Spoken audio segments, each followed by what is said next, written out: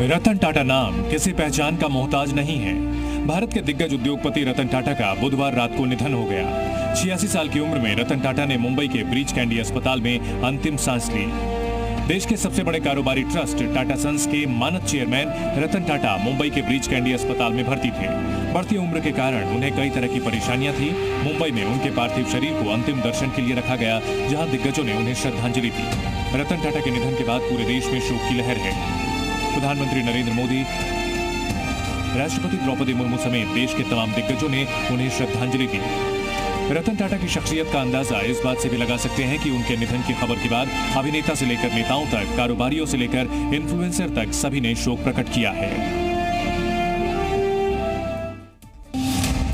रतन टाटा से जुड़ी ऐसी कई कहानियां हैं जो उनके व्यक्तित्व को महान बनाती हैं। विदेश से पढ़ाई करने के बाद उन्होंने सबसे पहले अपनी कंपनी में एक मामूली कर्मचारी की तरह काम किया और अपने काम की उन्हें तनख्वाह भी मिलती थी। कारोबारी घराने की कमान अपने हाथों में संभालने से पहले उन्होंने अपनी ही कंपनी में एक मामूली कर्मचारी की तरह काम किया और काम सीखा। 70 के दशक में रतन टाटा ने झारखंड के जमशेदपुर में काम किया। जब उन्होंने कारोबार की सभी बारीकियां समझ में आ गईं, फिर उन्होंने ग्रुप में अपनी दमदार एंट्री की और अपनी मेहनत और काबिलियत की दम पर घरेलू कारोबार को आसमान की बुलंदियों पर पहुंचाने का काम किया। रतन टाटा ने 1991 में पूरे ग्रुप की कमान अपने हाथों में ली थी। रतन टाटा की शख्सियत की बात करें तो वो सिर्फ एक बिजनेसमैन ही नहीं बल्कि सादगी से भरे एक नेक और दरिया दिल इंसान भी थे। टाटा नैनो को लेकर भी ऐसी ही एक कहानी है। एक बार रतन टाटा कहीं जा रहे थे। सड़क के सिग्नल पर उन्हें एक स्कूटर सवार परिवार दिखा, जिसमें 4 लोग बैठे थे, पति पत्नी और 2 बच्चे। बारिश की वजह से पूरा परिवार भीग रहा था। रतन टाटा ने जब यह नजारा देखा तो उन्हें इस बात का एहसास हुआ कि क्यों ना एक लखटकिया कार बनाई जाए। 1 लाख की ये कार मिडिल क्लास के लिए क्रांति का काम करेगी और ऐसे परिवार जो कार लेने में सक्षम नहीं, उन्हें लखटकिया कार दी जाए ताकि वो कम पैसे में भी इस कार को खरीद सकें और बारिश या धूप में अपने परिवार के साथ सफर का मजा ले सकें। मिस्टर टाटा ने नैनो क्यों शुरू की? नैनो इसलिए शुरू की क्योंकि एक दिन जब वो ड्राइव कर रहे थे, उन्होंने देखा कि एक परिवार एक स्कूटर पे भीग रहा है, तो उन्होंने कहा हम लोग 1 लाख की गाड़ी क्यों नहीं बना सकते, और वही हुआ। यानी रतन टाटा समाज के हर तबके के लिए काम करते थे। इसी वजह से वो लोगों के लिए आदर्श और प्रेरणा स्रोत भी थे। और रतन टाटा जानवरों से भी बेहद प्यार करते थे। जानवरों को लेकर उनके दिल में बेहद ही हमदर्दी रही और यही कारण है कि जब उन्हें ब्रिटेन में प्रिंस चार्ल्स ने सम्मानित करने बुलाया, लेकिन अपनी डॉग की वजह से वो नहीं जा पाए। इतना ही नहीं, मुंबई में ताज होटल में एक स्ट्रीट डॉग की कहानी भी बेहद दिलचस्प है। रतन टाटा को समाज के हर तबके के साथ साथ जानवरों से भी बेहद प्यार था। जानवरों के लिए उनके प्यार से जुड़ा ही एक किस्सा अक्सर चर्चा में रहता है। ये किस्सा साल 2018 का है। यूके के तत्कालीन प्रिंस चार्ल्स ने रतन टाटा को उनकी चैरिटी की वजह से लाइफ टाइम अचीवमेंट पुरस्कार से सम्मानित करने के लिए एक कार्यक्रम आयोजित किया था। बकिंगम पैलेस में होने वाले इस कार्यक्रम के लिए रतन टाटा ने पहले अपनी सहमति भी दे दी थी, लेकिन आखिरी समय में उन्होंने इस कार्यक्रम में शामिल होने से मना कर दिया।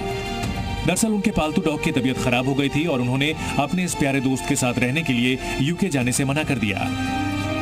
मैं बकिंगम पैलेस नहीं आ पाऊंगा। मैंने कहा क्यों? नहीं, टीटो बीमार है। टीटो उनका जर्मन शेफर्ड। मैंने कहा मीन्स? ही सेज नहीं। तो मैंने उस टाइम प्रिंस चार्ल्स को जाके बोला। उन्होंने कहा देखो, ये है इंसान जो हर आदमी, हर कुत्ते, हर पशु के बारे में सोचता है। रतन टाटा को कई लोगों ने समझाने की कोशिश भी की, लेकिन वो नहीं माने। जब प्रिंस चार्ल्स को रतन टाटा के ना आने के बारे में पता चला तो उन्होंने भी रतन टाटा के आदर्श और प्राथमिकताओं की काफी सराहना की। ऐसी ही कहानी मुंबई के ताज होटल की है, जहां होटल के गेट पर एक स्ट्रीट डॉग दिखा जो आराम से सो रहा था। वहां आई एक महिला ने गार्ड से इसकी शिकायत की, कहा कि ऐसे कुत्ते को अंदर आने की एंट्री नहीं होनी चाहिए। लेकिन गार्ड ने जवाब दिया कि ये डॉग अपने जन्म से ही यहाँ है और होटल के मालिक यानी रतन टाटा ने उसे यहाँ रहने की इजाजत दी है। दरअसल एक डॉग कुछ साल पहले होटल के परिसर में आ गया था, लेकिन उसकी तबीयत ठीक नहीं थी। उस वक्त रतन टाटा ने इसका इलाज कराया और फिर उसे होटल के परिसर में रहने दिया गया। समय समय पर उसका ध्यान रखा गया और वो ठीक हो गया। इस बात की जानकारी जब होटल आई उस महिला को हुई तो उसने इस बारे में सोशल मीडिया पर पोस्ट लिखा और लोगों को जानकारी दी। कोविड का वो बुरा दौर शायद ही कोई भूल पाया हो। ऐसे मुश्किल समय में रतन टाटा और टाटा ग्रुप की दरियादिली भी याद करने लायक है। जब देश इस महामारी के दौरान मुश्किल समय से गुजर रहा था, तब रतन टाटा ही थे जो देश की सहायता के लिए खड़े थे। टाटा समूह ने कोरोना महामारी के दौरान कई प्रकार की चिकित्सा सुविधाएं दी, जिससे कोरोना के समय देश में कई लोगों को मुफ्त इलाज मिल पाया। और देखिए, रतन टाटा का निजी जीवन भी संघर्षों से भरा रहा है। एक समय था जब उनके माता पिता अलग हो गए थे। तब रतन टाटा की दादी नवाजबाई टाटा ने उनका पालन पोषण किया था। रतन टाटा का बचपन भी काफी संघर्षों से भरा रहा। साल 1937 में रतन टाटा जन्म हुआ। साल 1948 में उनके माता पिता के अलग होने के बाद रतन टाटा बेहद ही टूट गए थे। उनकी दादी नवाजबाई टाटा ने उनका पालन पोषण किया था। रतन टाटा साल 1962 में कॉर्नेल यूनिवर्सिटी से बीच आर्क की डिग्री प्राप्त की थी। 1962 के अंत में भारत लौटने से पहले उन्होंने लॉस एंजल्स में कुछ समय काम किया।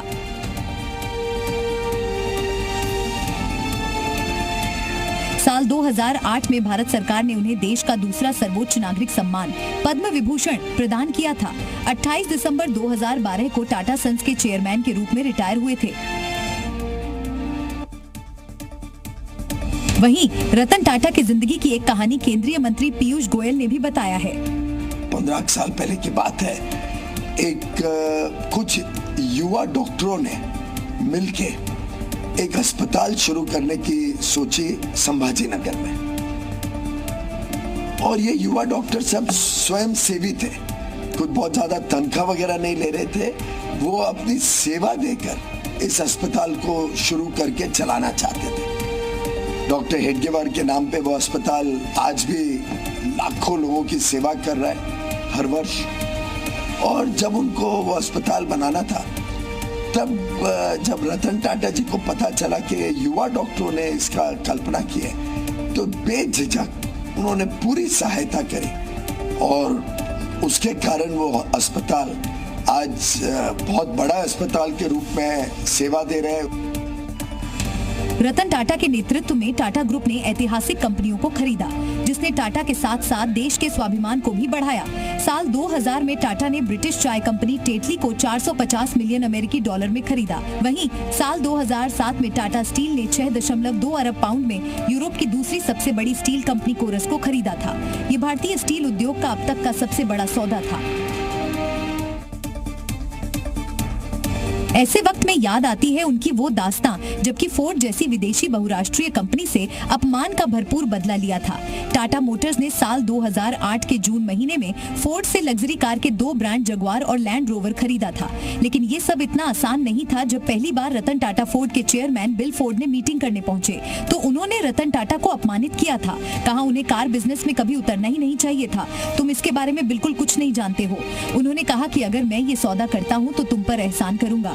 इसके बाद दोनों कंपनियों के बीच बातचीत टूट गई। लेकिन 9 साल बाद ही टाटा के लिए चीजें बदल गई थी और फोर्ड सन 2008 की मंदी के बाद दिवालिया होने के कगार पर थी। तब जून 2008 में टाटा ने फोर्ड से जगुआर और लैंड रोवर को 2.3 अरब डॉलर में खरीद लिया। कहा जाता है कि फोर्ड के चेयरमैन बिल फोर्ड ने टाटा को धन्यवाद देते हुए कहा था कि आप इन्हें खरीदकर हम पर एक बड़ा उपकार कर रहे हैं। इसके बाद टाटा ने JLR की बिजनेस को प्रॉफिट में बदल दिया।